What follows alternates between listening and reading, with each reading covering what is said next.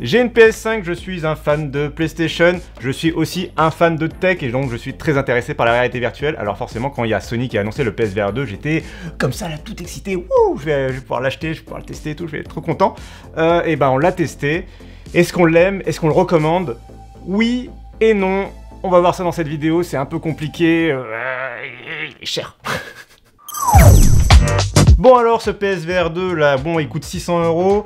Il est pas rétrocompatible avec des jeux PS4, il est quand même filaire, mais bon, il y a des casques sans fil qui existent sur le marché, bon, qu'est-ce qu'on en pense? On en pense que c'est un excellent casque, on l'a testé pendant plus d'une semaine sur plein de jeux, les gros jeux du lancement, et vraiment, c'est bluffant. Bluffant parce que Sony, ils ont mis le paquet pour vous immerger dans un monde virtuel. Vous avez un casque avec des vibrations par exemple, de la reconnaissance du regard, vous avez des manettes avec des retours haptiques, des retours vraiment dans les gâchettes, des retours de force, tout ça va contribuer à vous faire vraiment vous sentir dans un monde virtuel, à vivre une expérience comme vous n'en avez pas vécu ailleurs. Et là, honnêtement, moi j'ai déjà testé le MetaQuest, j'ai déjà testé d'autres casques de réalité virtuelle, et il n'y a rien qui m'a autant bluffé que là, ce PSVR 2. Je trouve qu'ils mettent vraiment une barre un peu haute. Alors peut-être que les utilisateurs de Valve Index qui coûtaient plus de 1000 € ou de MetaQuest Pro qui coûtent plus de 2000 € je crois, on serait peut-être pas d'accord avec ce que je suis en train de dire, mais là pour un casque à 600 €, honnêtement, technologiquement parlant, je trouve qu'il se défend, mais il se défend vraiment bien. J'ai passé un bon moment. Un des éléments les plus importants dans un casque de VR, c'est l'écran, ce que vous avez devant les yeux. Et là, on a un écran OLED 120 Hz, très haute définition, avec du HDR. Et donc, ça va être vraiment très agréable, à la fois pour du jeu vidéo, ou même pour regarder Netflix et chill devant une sorte d'écran virtuel géant. Honnêtement, ça marche plutôt bien, hein, si vous n'avez pas accès à la télévision parce que quelqu'un d'autre s'en occupe pour regarder Top Chef ou le football. Voilà, vous pouvez aller regarder tranquillou votre série sur Disney+ ou Netflix, hop, avec le casque de VR, ça marche bien. Bon, c'est peut-être un peu gadget pour beaucoup de monde, mais honnêtement, en tout cas en termes d'expérience, c'est quali. Mais ce qu'on va surtout faire avec ce PSVR 2, c'est pas regarder des films sur Netflix, c'est évidemment jouer à des jeux vidéo. Et là, le line-up de lancement du PSVR 2, honnêtement, avec une trentaine de jeux, il est assez solide, mais il est assez solide si vous connaissez pas encore la réalité virtuelle. Parce qu'en fait, très rapidement, quand on commence à éplucher un peu la liste des jeux, on se rend compte que c'est pas mal de jeux qui sont soit sortis déjà sur les MetaQuest, MetaQuest 2, soit des jeux qui existaient déjà sur le PSVR de la PS4, et c'est là où on peut aborder déjà un des gros points noirs de ce casque, c'est le fait qu'il n'est pas rétrocompatible avec les jeux qui étaient lancés sur la PlayStation 4 pour le premier PSVR. En effet, c'est le deuxième, PSVR 2 c'est le deuxième casque de VR de Sony, là il est fait pour la PS5 et pour des jeux PS5. Si vous essayez de lancer par exemple le Astrobot qui était sorti sur la PS4, le jeu va tout simplement pas vouloir se lancer. C'est parce que la technologie a beaucoup évolué, donc ça demanderait quand même de vraies adaptations aux développeurs, et donc Sony elle n'a pas rendu obligatoire pour les développeurs de retravailler sur des patchs. En tout cas pour l'utilisateur c'est assez contraignant puisque ça va forcément limiter le catalogue de jeux. Mais si vous n'avez jamais eu de casque de VR avant, que ce soit les MetaQuest ou compagnie, si vous n'en avez jamais eu et que c'est le premier casque de VR que vous achetez, du coup les 30 jeux qui sont proposés, c'est les 30 nouveaux jeux. Et il y a quand même pas mal de choses super intéressantes à aller piocher là-dedans. Dans les jeux très cool qui sont proposés au lancement et que je peux que vous recommander, bon il y en a beaucoup hein, évidemment, il y a les Tetris et compagnie qui sont déjà très connus de la communauté, mais moi j'ai envie de vous recommander le petit jeu Moss, qui est un jeu de plateforme, vraiment d'aventure, très accessible pour la famille, pour les enfants, et qui est vraiment très cool, qui en plus offre un nouveau regard sur la VR, puisque on va vraiment vous mettre à la place d'un géant sur une sorte de diorama, et vous faire contrôler un petit rongeur, vous ne serez pas en vue à la première personne, et du coup il y aura vraiment très peu d'effets de cinéto, c'est-à-dire le mal de mer qu'on peut avoir facilement en réalité virtuelle. L'autre jeu que je peux vous recommander éventuellement, c'est Horizon Call of the Mountain, c'est le gros jeu de Sony pour ce lancement, un jeu à 70 € qui va vous mettre dans l'ambiance de Horizon, donc le fameux Horizon Forbidden West par exemple, où vous contrôliez Aloy. Là c'est un petit jeu sur le côté, où vous allez vraiment être là pour le coup à la première personne, vraiment en immersion dans le monde de Horizon, et on va vous faire tirer à l'arc, on va vous faire escalader, et c'est vraiment bluffant visuellement. Là vous êtes complètement dans l'expérience, en termes de son, de retour physique, de retour sensoriel, de retour visuel. Là c'est le roller coaster, c'est Disneyland, c'est tous les trucs vraiment pour vous en mettre plein les yeux. Mais malheureusement, et c'est là où on va glisser vers ce qui cloche un peu avec ce PSVR 2, et la raison pour laquelle on a vraiment beaucoup de mal nous à vous le recommander sur Android, c'est vraiment déjà les défauts de Horizon Call of the Mountain, parce que c'est un jeu à part de la série Horizon, et c'est un jeu qui montre assez vite ses limites quand même. Vous allez être dans des couloirs, vous allez faire un petit peu de tir à l'arc, un petit peu d'exploration, un petit peu de dialogue, mais c'est pas un jeu qui va être sacré jeu de l'année à la fin de l'année, vous voyez. Ça va être vraiment un jeu sur le côté, et moi ça m'a rappelé un petit peu par exemple le Uncharted qui était sorti sur PS Vita, c'est-à-dire que c'est vraiment le petit jeu que Sony a développé pour faire un peu la promotion de son casque, mais sans vraiment le considérer comme un vrai jeu de la série canonique, un vrai épisode que les fans devront faire. Et finalement, moi, c'est mon gros reproche que j'ai à faire à ce casque de PSVR 2, là on attaque vraiment dans le dur, c'est le fait que Sony, j'ai vraiment l'impression qu'ils y croient pas du tout dans le succès de ce casque. C'est vraiment un truc qui me marque à travers leur communication, à travers le lancement, et j'ai plein de raisons d'y penser.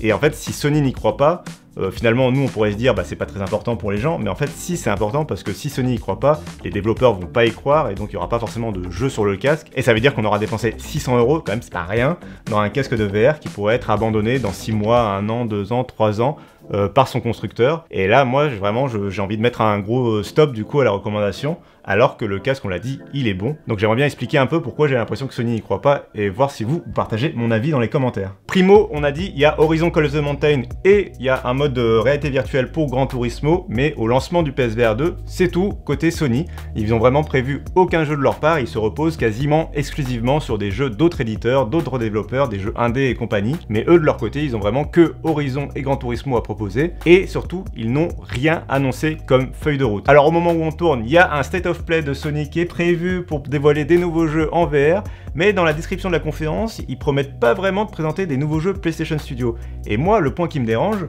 c'est justement l'absence de feuille de route des jeux PlayStation, c'est vraiment les jeux développés par Sony. Ils n'ont pas annoncé de Uncharted en VR, ils n'ont pas annoncé de God of War en VR, ils n'ont pas annoncé de Spider-Man en VR. Bon, celui-là peut-être vaut mieux peut-être pas l'annoncer, justement, le Spider-Man en VR, hein. Il n'y a même pas le Astrobot en VR, alors que Astrobot, c'est leur grande licence qui leur permet de faire des démonstrations. C'est le jeu qui est intégré gratuitement avec la PS5, c'est le jeu qui faisait la démo du PSVR de la PS4, et c'était vraiment à chaque fois une petite merveille. Et pour l'instant, ils ont absolument rien annoncé de ce côté-là pour le PSVR 2. Donc on est un peu dans l'inconnu. Et en fait, quand on investit dans un casque de VR, c'est un peu comme investir dans une console de jeu. On a envie de savoir les jeux qui seront proposés sur la plateforme dans les mois, les années à venir. Quand Sony annonce la PS5, il vous annonce God of War Ragnarok, il vous annonce Horizon Forbidden West, il vous annonce Spider-Man 2 et Final Fantasy XVI, pour juste citer ces jeux-là. Donc ils vous donnent confiance dans l'avenir de la console. Mais là, quand ils annoncent le PSVR 2, ils vous annoncent Horizon, et c'est tout. Après, vous vous débrouillez, ils vont vous annoncer quelques jeux indés, mais vraiment rien du côté de Sony. Et ça, pour moi, c'est un gros point faible du casque. L'autre élément qui me fait penser que Sony, ils y croient quand même un petit peu moyen dans leur casque, c'est la campagne de communication autour du lancement du casque. Alors déjà, la campagne de communication en début d'année de Sony, là, alors que le casque est en train d'être commercialisé, c'est de dire la PS5 est de retour en magasin. Donc c'est très bien, mais du coup, personne n'est au courant que le PSVR 2 est en train de sortir, j'ai l'impression. Et surtout, la commercialisation du casque se fait exclusivement par le PlayStation Direct, c'est le Figaro qui a révélé ça. Ça se fait exclusivement donc sur la boutique en ligne de Sony, vous n'allez pas le retrouver à la Fnac, sur Amazon et compagnie, en tout cas pour le lancement. Après le mois de mars, il devrait y avoir des casques en magasin, mais pour le lancement, il faut passer exclusivement par la boutique de PlayStation. Donc ça donne pas vraiment l'impression du constructeur qui a envie de le mettre le casque devant tous les têtes de tout le monde dans les mois à venir, quoi. Et le dernier élément, bon, c'est un élément qui est plus trop de la faute de Sony, mais qui est un peu évident, c'est le fait que ça reste un accessoire de la PS5.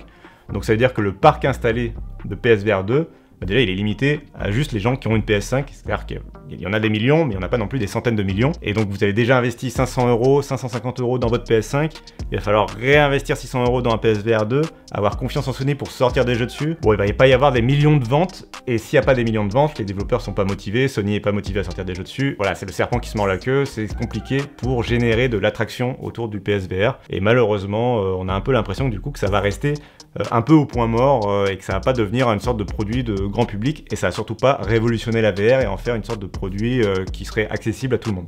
Et donc quand on mélange un peu tout ce qu'on a dit et qu'on se remet en tête que c'est un casque qui coûte quand même 600 € et qui reste un accessoire de la PS5, c'est-à-dire que quand vous le branchez sur le PC, il n'est pas reconnu sur PC. Peut-être un jour les développeurs arriveront à craquer un truc, mais officiellement c'est vraiment un casque conçu pour la PS5. Bah, quand on remet tout ça un peu en tête et qu'on se dit 600 € pour ça, nous on a du mal à totalement le recommander. Alors, on le recommande seulement si vous avez déjà une PS5, si ça vous fait pas peur que Sony abandonne dans les années à venir ou ne propose pas des millions de jeux et que par exemple Call of the Mountain c'est déjà un truc qui est assez convaincant pour vous. Et on vous le recommande si vous n'avez pas de MetaQuest, de MetaQuest 2 ou d'autres casques de VR déjà chez vous, que vous êtes vraiment tout nouveau dans la VR et que vous avez envie de vous lancer.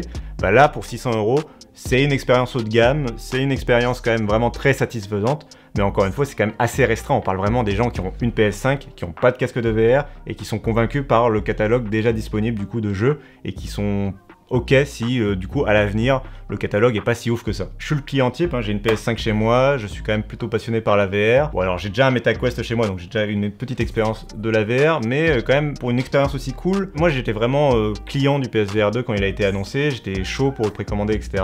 Et en fait vraiment pour le prix et pour les jeux qu'a annoncé Sony, bah je m'y retrouve pas, et donc j'ai choisi moi personnellement par exemple de ne pas y aller et de pas l'acheter.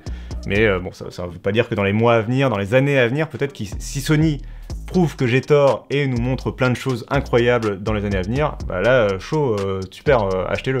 Mais en attendant, bah, y a pas d'urgence, je trouve, à l'acheter au lancement. Et donc, voilà, je pense que vous avez assez bien compris l'avis que je voulais transmettre ici. On le recommande à un certain profil d'utilisateur, mais on le recommanderait pas à tout le monde. Et allez, c'est le moment dans les commentaires de me dire pourquoi j'ai tort, évidemment, ou pourquoi j'ai raison, et de me lâcher un petit pouce bleu d'ailleurs, si vous... si vous trouvez que j'avais raison, évidemment. Le mec lâche comme ça les petits call to action et tout, il a bien appris les codes de YouTube, bien sûr. Sinon, vous pouvez nous retrouver, évidemment, sur Twitch. D'ailleurs, on a fait un petit live pour tester le VR en direct. Et d'ailleurs, il y a Anto qui est derrière la caméra, comme ça, vous pourrez le voir faire le débile sur le Twitch, sur le PSVR 2. Puis bien sûr, vous en êtes sur tous les réseaux sociaux et le test complet du PSVR 2 est à retrouver sur frandroid.com. Ciao!